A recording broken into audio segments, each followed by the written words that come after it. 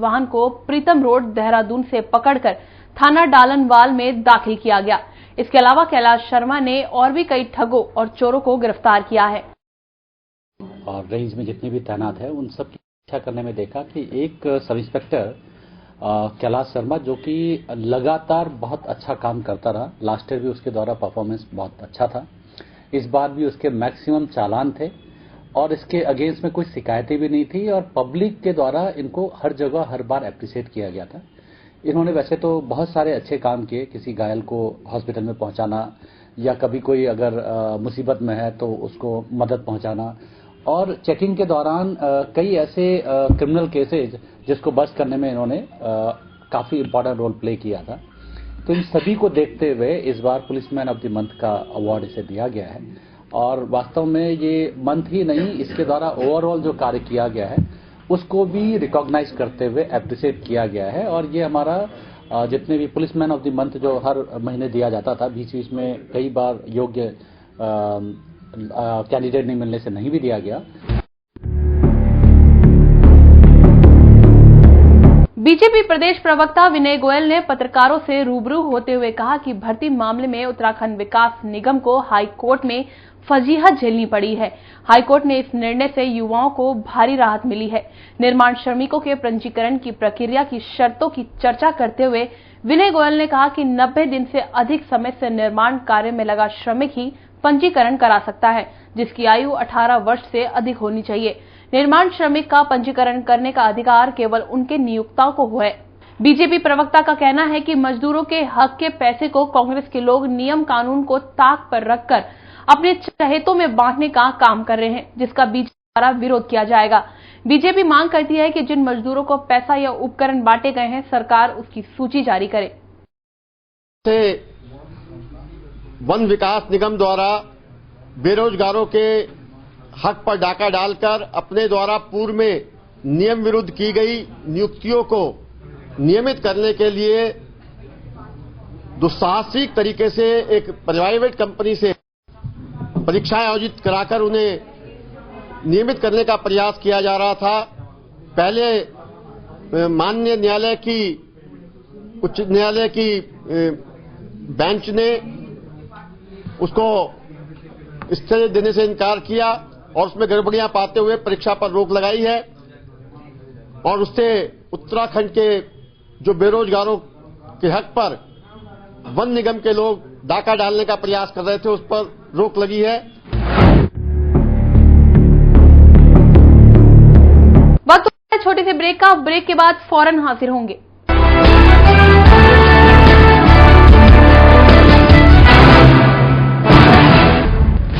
Crime के खिलाफ इस मुहिम में कामयाब हुए हम। अब न अपराध न अत्याचार सहेंगे। हर खबर पर नजर रखेंगे हम। अब हर अपराध के खिलाफ हम लड़ेंगे। देहरादून जल निगम के अधिकारी के बड़े भ्रष्टाचार को इंडिया क्राइम ने किया उजागर। जब हम जागेंगे तभी तो देश को हम जगा पाएंगे। इंडिया क्राइम ने किया पीलीभीत की कातिल डॉक्टर का पर्दाफाश।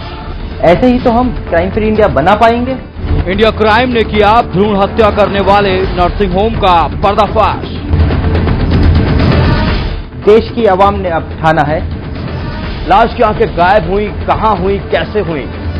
सुबह जब परिजन आए उन्होंने देखा तो इसमें से दोनों आंख नदारत पाई गई। क्राइम फ्री इंडिया हमें मिलकर बनाना है। हमारे साथ जुड़ें। फेसबुक पर हमारा पेज लाइक करें, मिशन क्राइम फ्री इंडिया।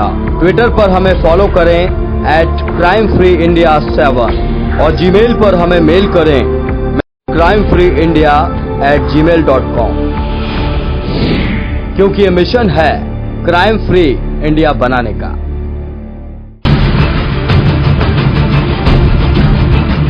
मासूमों की मौत हो या दहशत का आलम, इंसान पर सितम हो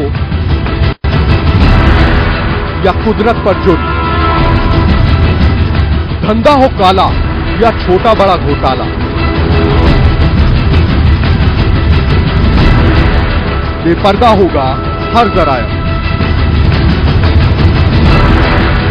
ये है इंडिया क्राइम।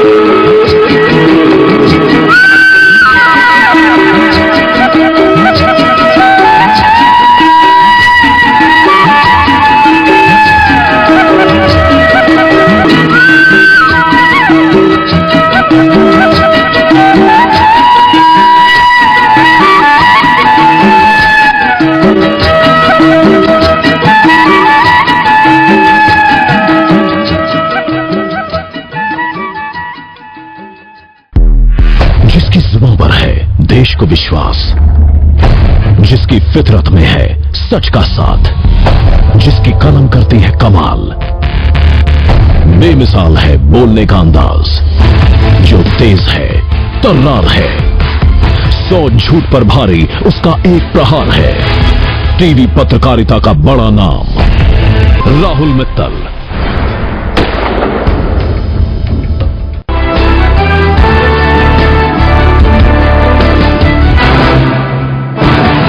उत्तराखंड में 2017 विधानसभा चुनाव को लेकर अब लोकदल ने भी अपनी कमर कस ली है। पार्टी प्रदेश अध्यक्ष सैयद शकील ने आज एक प्रेस वार्ता के दौरान ऐलान किया है कि उत्तराखंड की सभी 70 विधानसभाओं पर पार्टी अब प्रत्याशी उतारेगी और चुनाव में तीसरा विकल्प बन के उभरेगी। इसके अलावा उन्होंने प्रदेश में बीजेपी और कांग्रेस को एक सिक्के के दो पहलू बताते हुए कहा कि ये दोनों पार्टियां आपस में गठजोड़ कर उत्तराखंड के लोगों को बना रही है, पर अब जनता का मोह भंग हो चुका है और इसलिए अब जनता इन दोनों पार्टियों को सबक सिखा देंगे। वहीं उन्होंने नोटबंदी को लेकर भी केंद्र सरकार पर निशाना साधते हुए कहा कि सरकार के बेतुके फैसले से देश की जनता भूख से मरने की कगार पर आ गई है। जनता को अपने ही पैसों को लेकर लंबी कतारों में खड़े होने को मजबूर होना पड़ रहा है। उत्तराखंड में 70 की 70 विधानसभाओं पर लोकदल की तैयारी चल रही है। अभी यहां के बाद हम विकास नगर बैठक में जा, उसी कड़ी में आज गौरव अग्रवाल जी को प्रत्याशी नियुक्त किया है और दिसंबर के पहले सप्ताह में हम एक बड़ी लिस्ट प्रत्याशियों की पहली लिस्ट जारी करने जा रहे हैं। लोकदल ने उत्तराखंड में चुनाव का फैसला इसलिए किया है कि यहां बारी बारी से बदलकर भाजपा और कांग्रेस लूरा कुश्ती का काम कर रही है। एक टर्म वो खेलती है, दूसरी पार्टी खेलती है और जो यहाँ का आम नागरिक है, खास तौर पर मेरा मानना है कि मैदानी और ग्रामीण क्षेत्रों, मैदानी और पहाड़ी क्षेत्रों के ग्रामीण सबसे ज्यादा दुखी हैं।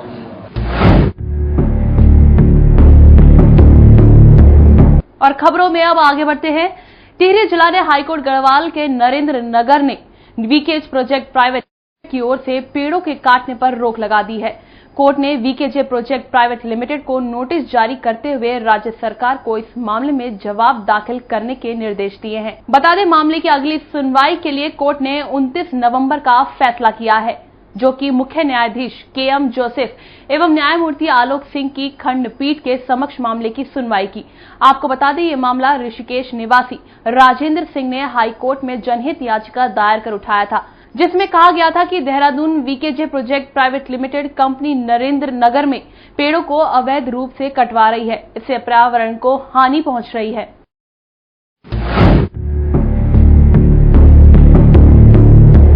उत्तराखंड के मुख्यमंत्री हरीश रावत ने चुनाव से पहले ऐलान किया है कि अगर कांग्रेस के दोबारा सत्ता में आने पर 2020 तक प्रदेश के हर घर में एक सदस्य को सरकारी नौकरी दी जाएगी।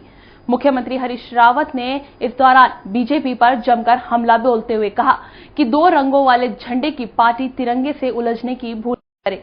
सीएम ने कहा कि बीजेपी के पास बोलने को कुछ नहीं है। बीजेपी नेता अब गाली गलौज पर उतर आए हैं।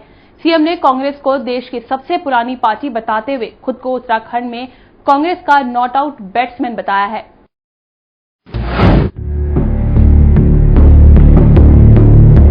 मोदी सरकार द्वारा सहकारी बैंकों में 1500 को जमा करने पर पाबंदी के मामले में हाईकोर्ट ने सुनवाई के बाद केंद्र सरकार को 29 नवंबर तक इस मामले में स्थिति साफ करने के लिए निर्देश दिए।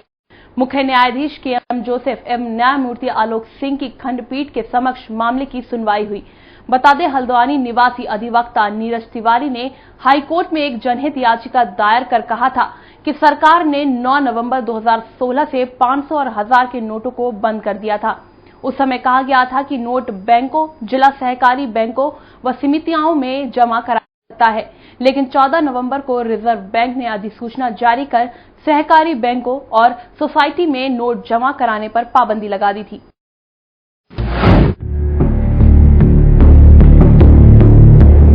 जहां एक और नोटबंदी को लेकर लोग काफी परेशान हैं, तो वहीं रुड़की में फाइनेंसर लाखों लोगों को अपने जाल में फंसाकर उनका उत्पीड़न कर रहे हैं। और हद तो अब हो गई है जब नोटबंदी के बाद उनके पास छोटे नोट भी नहीं मिले, जिसके चलते वो लोगों को धमकाकर उनका उत्पीड़न करने से पीछे नहीं हट रहे हैं।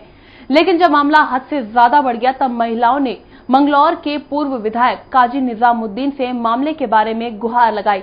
उन्होंने भी फाइनेंस कंपनियों पर काला धन सफेद करने का आरोप लगाया और कहा कि ये लोग गरीबों का उत्पीड़न कर रहे हैं। इस मामले में वो जॉइंट मजिस्ट्रेट से मिलेंगे। इंडिया के नॉर्म्स भारतीय रिजर्व बैंक के नॉर्म्स के खिलाफ हैं, उनके मानकों के अनुसार नहीं है, तो भारत सरकार को इसमें करनी पड़ेगी। और जो ये ब्याज वाली कंपनियां खुली हुई हैं, इनके खिलाफ कार्रवाई करनी पड़ेगी और इनको जो भी भारत सरकार का कानून है उसके खिलाफ, फाइनेंस डिपार्टमेंट के कानून के खिलाफ, इनके खिलाफ कार्रवाई करके इनको सबको जेल भेजना पड़ेगा। चमोली के दशोली विकास खंड के ग्राम प्रधान संगठन और क्षेत्र पंचायत सदस्यों ने बीड़ी बैठक का बहिष्कार किया है। इस बहिष्कार में जनप्रतिनिधियों ने ब्लॉक में मनरेगा मजदूरों और सामग्री का भुगतान न होने की वजह से किया है। ग्राम प्रधानों का कहना है कि लंबे समय से गांव में मनरेगा योजना से होने वाले विकास कार्यों का भुगतान किया जा रहा है, जिस वजह से गांव में होने वाले विकास कार्यों की गति धीमी हो गई है। ग्राम प्रधानों ने शीघ्र मनरेगा भुगतान न होने पर आंदोलन शुरू करने की चेतावनी दी है। जैसे वित्तीय वर्ष 2014-15 से लेकर 2016-17 तक ग्राम पंचायतों में मनरेगा श्रमिकों व सामग्री अंश का भुगतान नहीं हो पाया है। उसके लिए हमने पहले भी कई बार धरना प्रदर्शन, तालाबंदी की। उसके बाद भी जिला प्रशासन चाहे राज्य सरकार हो, कोई भी इस पे कोई ठोस कार्रवाई नहीं कर पाई। इसके लिए हमने पहले भी क्षेत्र पंचायत बैठक का बहिष्कार किया था और आज भी हम क्षेत्र पंचायत बैठक का बहिष्कार सारे ग्राम प्रधान कर रहे हैं। इसके लिए सारे ग्राम प्रधानों का सहयोग है, हम सभी का धन्यवाद अर्पित करते हैं। सूबे के चमोली जिला स्वच्छ भारत मिशन ग्रामीण के तहत राज्य में ओडीएफ की सूची में जुड़ने वाला चौथा जिला बन गया है। इसकी घोषणा जिलाधिकारी विनोद कुमार सुमन ने खुद पत्रकारों से वार्ता करते हुए बताया कि 26 जनवरी 2017 तक उत्तराखंड राज्य को खुले में शौच मुक्त राज्य बनाने का लक्ष्य रखा गया है। इस क्रम में चमोली जनपद के शहरी क्षेत्रों में भी योजना को तेजी संचालित किया जा रहा है। इसके अलावा जिलाधिकारी ने कहा है कि जिले में ग्रामीण क्षेत्रों को 31 दिसंबर 2016 तक खुले में शौच मुक्त करने का लक्ष्य रखा गया था। उन्होंने बताया कि मई 2012 के अनुसार जनपद में कुल 21,427 परिवारों के पास शौचालय नहीं थे, लेकिन वर्तमान में मिशन के जरिए 24 नवंबर तक 100% लक्ष्य हासिल करते हुए जिले को खुले में शौच मुक्त घोषित किया है।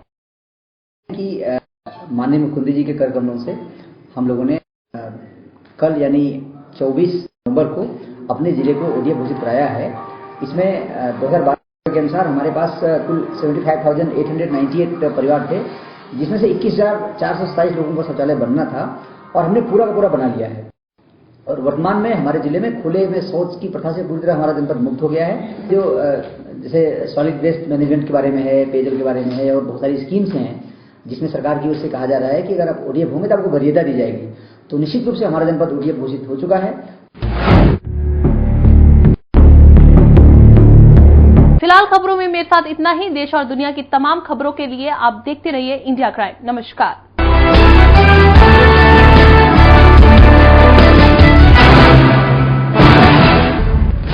क्राइम के खिलाफ इस मुहिम में कामयाब हुए हम। अब न अपराध न अत्याचार सहेंगे। हर खबर पर नजर रखेंगे हम। अब हर अपराध के खिलाफ हम लड़ेंगे। जल निगम के अधिकारी के बड़े भ्रष्टाचार को इंडिया क्राइम ने किया उजागर। जब हम जागेंगे तभी तो देश को हम जगा पाएंगे। इंडिया क्राइम ने किया पीलीभीत की कातिल डॉक्टर का पर्दाफाश। ऐसे ही तो हम क्राइम फ्री इंडिया बना पाएंगे। इंडिया क्राइम ने किया भ्रूण हत्या करने वाले नर्सिंग होम का पर्दाफाश। देश की आवाम ने अब ठाना है, लाश की आंखें गायब हुई, कहां हुई, कैसे हुई। सुबह जब परिजन आए उन्होंने देखा तो इसमें से दोनों आंख नदारत पाई गई। क्राइम फ्री इंडिया हमें मिलकर बनाना है। हमारे साथ जुड़ें, फेसबुक पर हमारा पेज लाइक करें, mission crime free India. Twitter पर हमें फॉलो करें @crimefreeindia7 और जीमेल पर हमें मेल करें missioncrimefreeindia@gmail.com। क्योंकि ये मिशन है क्राइम फ्री इंडिया बनाने का।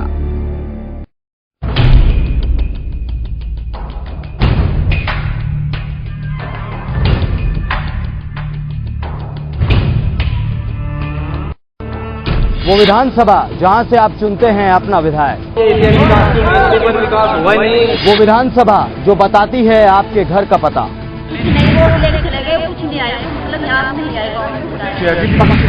काम करा जहाँ से आपका बड़ी जज्बाती और जहाँ दूसरी पार्टी का बस थोड़ा गली आगे में काम करवा। हम करेंगे उसी विधानसभा की पूरी पड़ताल। हमें तो उम्मीद लगाई थी अपने ध्यान आते हैं कि हमारे गाँव में तरक्की, लेकिन कोई तरक्की का काम नहीं हुआ है। फीचर भी नहीं है और ना कुछ साफ सफाई कर रहे हैं। जानेंगे आपके मुद्दे, आपकी राय। उन्होंने कुछ नहीं देखा क्या हो रहा क्या नहीं, वो दंगे के साथ जाते ही एक ही संप्रदाय को देखा जा रहा है। विधायक जी को देना होगा अपनी परफॉर्मेंस का हिसाब। लागत हो रही है, इससे तो इतने परेशान है। क्या बदल गया विधानसभा का सूरत हाल? ये हाथा है गेट बदला है, जब से यहाँ दिखाई दे रहा हो उसने दिखाई दे ना अस्पताल है ना कोई सुविधा है, सवारी की भी सुविधा नहीं कोई है और ना बैंक है। या फिर सड़क, चिकित्सा और शिक्षा का बुरा है हाल। जब यहाँ जब हमारे गाँव मार्ग पड़ा जब निकल से पड़ा। देखिए मेरे साथ विधानसभा रिपोर्ट कार्ड।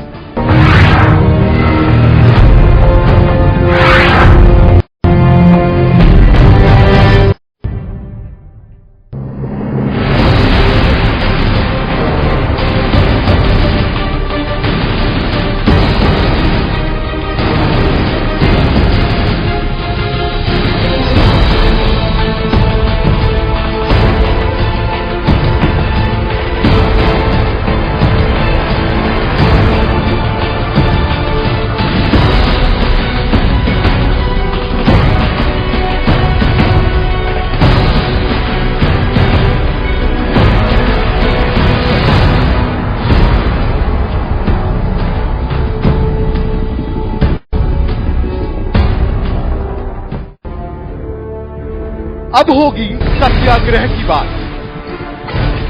हुक्मरानों तक आपकी आवाज, सड़कों से लेकर सदन तक हंगामे की उठेगी आवाज। हर प्रदर्शन पर करेंगे पूरी पड़ताल, जिसकी मांग हुई पूरी कौन रहा बदहाल। बनाएंगे हम मुद्दा, करेंगे असरदार। जानने के लिए देखिए हमारा खास कार्यक्रम जन आक्रोश, सिर्फ इंडिया क्राइम पर। अपराध की दुनिया की हर खबर पर होगी नजर। अपराध कहां हुआ, कब हुआ, क्यों हुआ, हम करेंगे तहकीकात, क्योंकि हर अपराध देश को कर रहा है बर्बाद। देश को क्राइम फ्री बनाने में चाहिए आपका साथ। हमारी मुहिम का हिस्सा बने और भेजें अपने इलाके, अपने शहर की आपराधिक खबर। हमारे साथ जुड़ें, फेसबुक पर हमारा पेज लाइक करें, mission crime free India. Twitter पर हमें फॉलो करें @crimefreeindia7 और जीमेल पर हमें मेल करें missioncrimefreeindia@gmail.com, क्योंकि ये मिशन है क्राइम फ्री इंडिया बनाने का।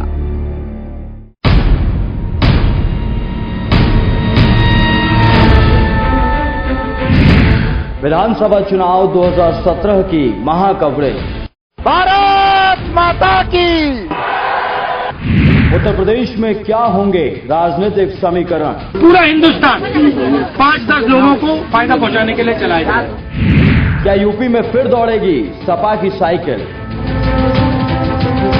या फिर माया का हाथी दिलाएगा सीएम की गद्दी? प्रदेश में बीजेपी व कट्टरपंथी संगठनों से जुड़े लोग सांप्रदायिक तनाव कर रहे हैं। मोदी लहर के साथ बीजेपी को कितना मिलेगा फायदा?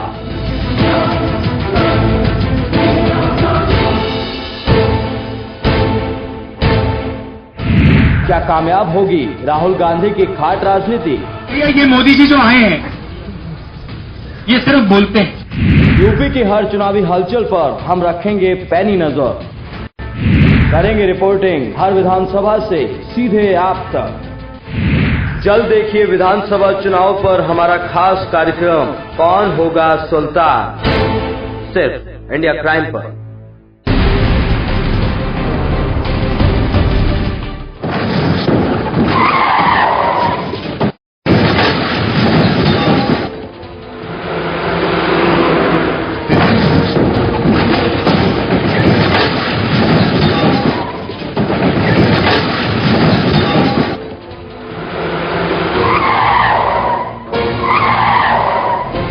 भारत में रोजाना 1200 से ज्यादा सड़क हादसे होते हैं और हर घंटे में 16 मासूम लोगों की जान जाती है। यानी रोजाना 377 लोग हमारे देश की सड़कों पर दम तोड़ देते हैं।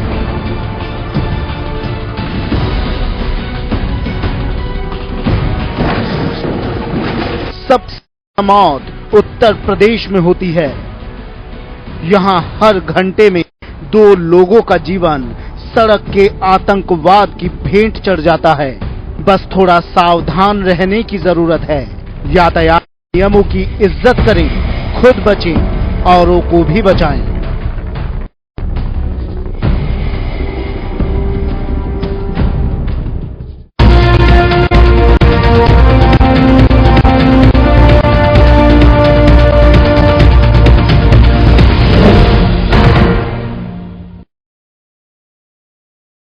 नमस्कार, आप देख रहे हैं इंडिया क्राइम और मैं हूं आपके साथ शैल शुक्ला। बुलेटिन की शुरुआत करेंगे, लेकिन उससे पहले नजर डालेंगे हेडलाइंस पर। मां की ममता एक बार फिर हुई शर्मसार। मासूम नवजात बच्ची को सड़क पर छोड़कर गायब हुई मां। पुलिस ने बच्ची को पहुंचाया अनाथालय। अब अनाथालय में हो रही है नवजात की देखभाल। नोटबंदी पर बसपा सुप्रीमो ने एक बार फिर मोदी सरकार पर साधा निशाना। राजनीतिक फायदे के लिए बीजेपी ने किया नोटबंदी का ऐलान। वहीं मायावती ने कहा कि बसपा देश हित के लिए कर रही है नोटबंदी का विरोध।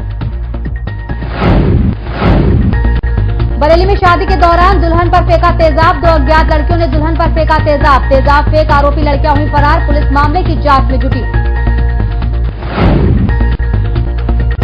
दबंगों ने एम्बुलेंस ड्राइवर के साथ की मारपीट। ड्राइवर ने शव को ले जाने के मांगे थे पैसे। दबंगों ने अस्पताल परिसर के तोड़े शीशे।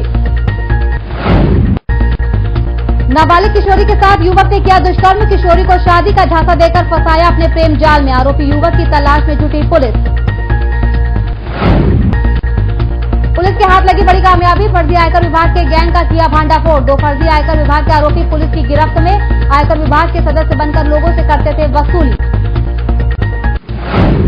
तो खबरों की शुरुआत करते हैं। एक और सारा देश चीख चीख कर बेटी बचाने के नारे लगा रहा है, तो वहीं राधा कृष्ण की पावन भूमि वृंदावन में एक अभागी मां ने अपने कलेजे के टुकड़े को सड़क पर लावारिस छोड़कर एक बार फिर मां के आंचल पर कलंक लगा दिया है। वृंदावन में वात्सल ग्राम के गेट पर लावारिस मिली 2 माह की बच्ची सड़क पर पड़ी जोरों जोरों से रो रही थी। रोने की आवाज सुनकर आसपास के लोग इकट्ठा हो गए। मासूम बच्ची एक शॉल में लिपटी हुई थी। लावारिस बच्ची मिलने की खबर सुनते ही आश्रम के व्यवस्थापक भी आ गए। उन्होंने इसकी सूचना तत्काल पुलिस को दी और बच्ची को लेकर वृंदावन कोतवाली पहुंच गए। फिलहाल बच्ची को अनाथालय में रखा गया है। हमारे वात्सल्यग्राम के गेट पर मिली थी, 5 बजे मिली थी, लेकिन ये नहीं पता हमें कि कौन रख के गए थे। हमारे कैंपस के लोग अंदर से घूम रहे थे, सुबह मॉर्निंग में टहल रहे थे, तो उनको ये दिखाई दिया, तब हमने अंदर लिया। मथुरा जंक्शन के प्लेटफॉर्म नंबर 1 पर उस समय अफरा तफरी मच गई जब स्टेशन पर लगे वाटर पॉइंट की वेल्डिंग मशीन में अचानक आग लग गई। आग की लपटें देख लोगों में अफरा तफरी का माहौल बन गया। स्थानीय लोगों ने पानी से आग बुझाने की कोशिश की तो आग और ज्यादा बढ़ने लगी। कुछ समय बाद स्थानीय लोगों ने फायर मशीन से आग पर काबू पाया। मथुरा जंक्शन देश के प्रमुख स्टेशनों में शुमार है। यहाँ रोज लाखों लोगों का आना जाना हुआ करता है। इसके बाद सुरक्षा व्यवस्था में इतनी चूक आखिर कैसे हो गई? खबर ताजनगरी से है, जहां बिजली घर के पास एक ऑटो ठेकेदार की दबंगई देखने को मिली है। दबंग ठेकेदार ने एक ऑटो चालक को लात घूंसों से बुरी तरह सिर्फ इसलिए मारा पीटा क्योंकि ऑटो चालक ने लाइन में न लगकर चौराहे से सवारी उठा ली थी। बस इसी बात को लेकर ऑटो चालक और ठेकेदार में विवाद हो गया और दोनों में हाथापाई भी शुरू हो गई। ठेकेदार का कहना है कि ऑटो चालक से बालूगंज मार्ग पर चलने वाले ऑटो से रोजाना 20 रुपए लिए जाते हैं और जो लोग चौराहे से सवारी हैं उसे 40 रुपए देने पड़ते हैं। इसी बात को लेकर दोनों में झगड़ा हो गया और बात मारपीट तक जा पहुंची। बात करते बड़ी खबर की बहुजन समाजवादी पार्टी की प्रमुख मायावती ने एक प्रेस कॉन्फ्रेंस में नोटबंदी को लेकर बीजेपी पर जमकर आरोप लगाए। मायावती ने कहा कि बीजेपी ने राजनीतिक फायदे के लिए नोटबंदी का फैसला लिया है। उन्होंने कहा कि बिना तैयारी के ही पाबंदी लगा दी गई, जिससे देश में आर्थिक तंगी के हालात पैदा हो गए हैं। मायावती ने कहा कि बीएसपी नोटबंदी का विरोध किसी राजनीतिक फायदे के लिए नहीं बल्कि देश की भलाई के लिए कर रही है। नोटबंदी से आम जनता को काफी दिक्कतों का सामना करना पड़ रहा है। इस दौरान यूपी चुनाव पर मायावती ने कहा कि बीजेपी को उत्तर प्रदेश में सिर्फ बीएसपी से ही खतरा है। बीजेपी ने 1/4 चुनावी वादे पूरे नहीं किए हैं। मायावती ने यूपी के सीएम अखिलेश यादव पर भी निशाना साधते हुए कहा कि बीएसपी को समाजवादी पार्टी के बबुआ से कोई खतरा नहीं है। विहिप के अंतर्राष्ट्रीय कार्यकारी अध्यक्ष प्रवीण तोगड़िया को 2 दिवसीय कार्यक्रम में मथुरा के वृंदावन वत्सल ग्राम पहुंचे, जहां उन्होंने हिंदू हेल्पलाइन के कार्यक्रम का शुभारंभ किया। इस कार्यक्रम के जरिए उन्होंने एक नई पहल की शुरू होने की बात की। उन्होंने हिंदू समाज की मदद के लिए कई कार्यक्रमों की घोषणा भी की। प्रवीण भाई तोगड़िया मीडिया से रूबरू होते हुए किसी भी राजनीतिक सवालों के जवाब देने से बचते नजर आए। इस दौरान उन्होंने केवल हिंदुओं के संगठित होने पर जोर दिया और हिंदुओं के लिए हेल्पलाइन के जरिए कानूनी मदद, चार्टर्ड अकाउंटेंट दिए जाने की बात कही। वहीं वृद्धों और गरीबों की मदद के लिए समिति बनाकर उनकी मदद की योजना भी शुरू की। फिलहाल खबरों में वक्त हो चला एक छोटे से ब्रेक का। आप कहीं मत जाइएगा, देखते रहिए इंडिया क्राइम। हम होंगे जल्द हाजिर।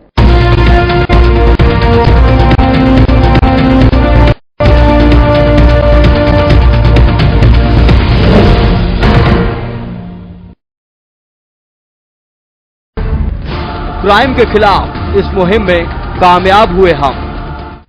अब न अपराध न अत्याचार सहेंगे। हर खबर पर नजर रखेंगे हम। अब हर अपराध के खिलाफ हम लड़ेंगे। देहरादून जल निगम के अधिकारी के बड़े भ्रष्टाचार को इंडिया क्राइम ने किया उजागर। जब हम जागेंगे तभी तो देश को हम जगा पाएंगे। इंडिया क्राइम ने किया पीलीभीत की कातिल डॉक्टर का पर्दाफाश। ऐसे ही तो हम क्राइम फ्री इंडिया बना पाएंगे। इंडिया क्राइम ने किया भ्रूण हत्या करने वाले नर्सिंग होम का पर्दाफाश। देश की आवाम ने अब ठाना है। लाश की आंखें गायब हुई, कहां हुई, कैसे हुई। सुबह जब परिजन आए उन्होंने देखा तो इसमें से दोनों आंख नकारत पाई गई। क्राइम फ्री इंडिया हमें मिलकर बनाना है।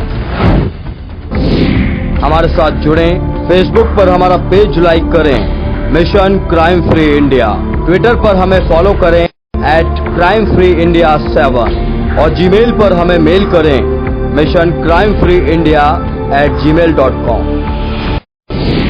क्योंकि ये मिशन है क्राइम फ्री इंडिया बनाने का।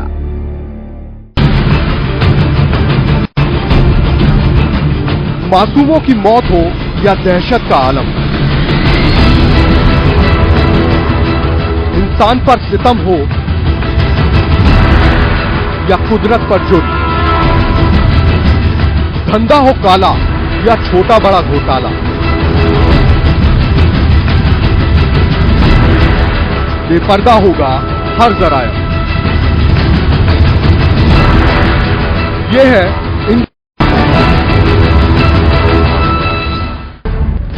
क्राइम के खिलाफ इस मुहिम में कामयाब हुए हम। अब न अपराध न अत्याचार सहेंगे।